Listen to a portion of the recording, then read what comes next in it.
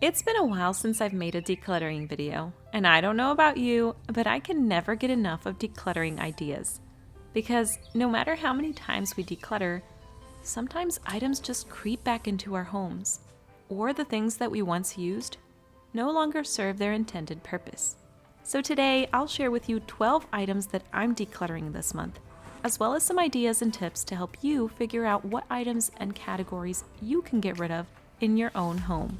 And be sure to stick to the end for the one that was the most difficult for me to get rid of and to see what I did to finally be able to discard it without guilt.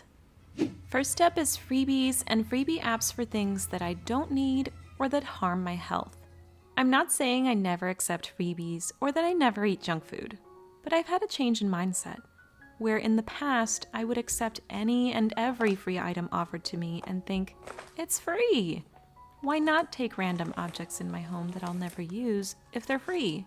Or have a soft drink or pizza every week because I built up the points for it. The reality is that it's not free.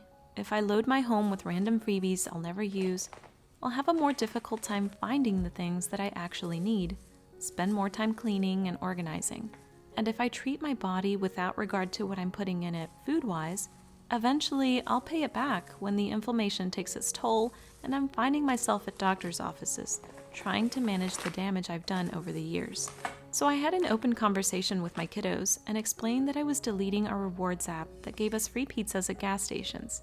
And if we really want a pizza, we'll just make a much healthier version at home, load it with veggies, and have a fun time doing it.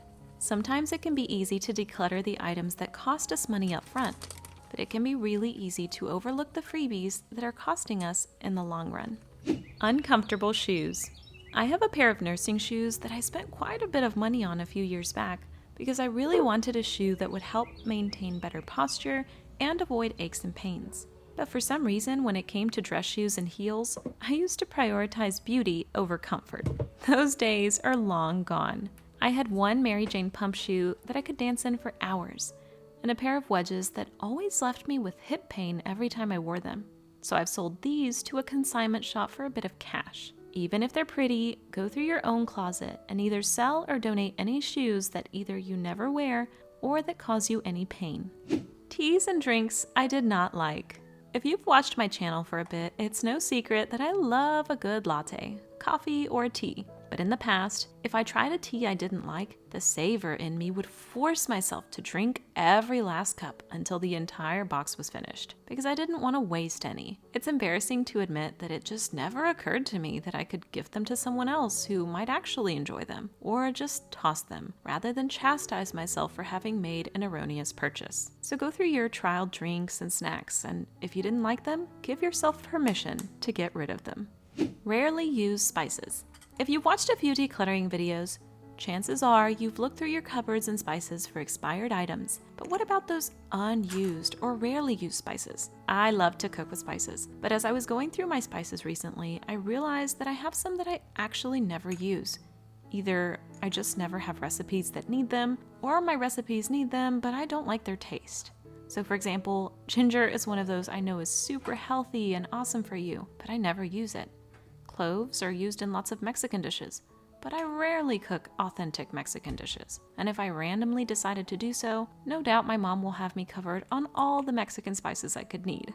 So check through your spices and seasonings, and if you have some that you can't even remember the last time you used, chances are you can declutter it. Old socks that have stretched out or keep falling down. A couple of years back, I bought a pack of all black socks to avoid time having to find pairs. But my plan failed as I purchased a very cheap brand that ended up with stretched out elastic way too quickly. So I did what any good wife would do, and now I just steal my husband's socks. Problem solved. Least favorite duplicates.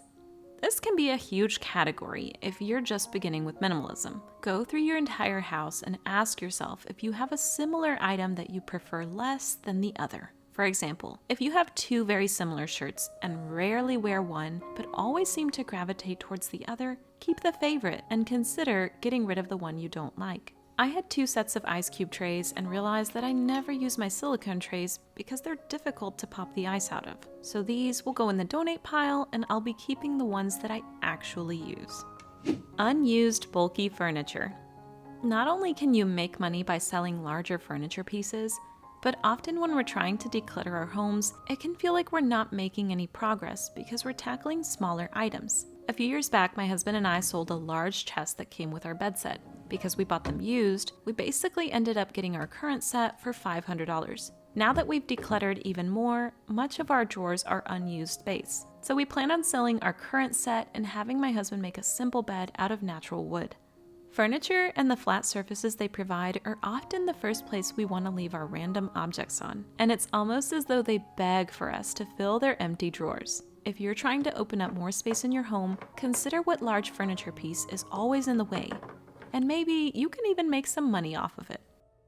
Interchangeable chargers for different devices. As we get new or different gadgets, we tend to accumulate cords and cables. But I recently went through our drawers and bins and realized that we have 4 of the same cords that could be used for our different devices. I kept 2 because we can charge 2 rechargeable batteries at a time, but the others are just extra clutter to sift through.